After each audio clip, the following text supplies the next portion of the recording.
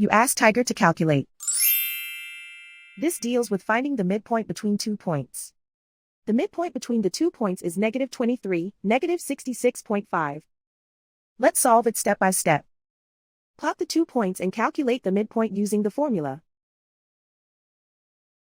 The coordinates of point 1 are x1 equals -87, y1 equals -79. The coordinates of point 2 are x2 equals 41, y2 equals -54.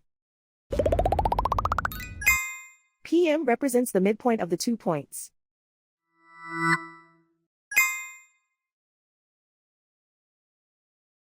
Use the x values in the midpoint formula to find the midpoints x. x1 equals -87. x2 equals 41.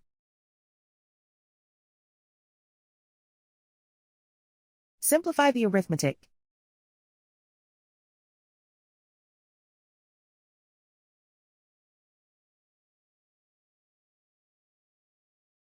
Use the y values in the midpoint formula to find the midpoints y. y1 equals -79. y2 equals -54. Simplify the arithmetic.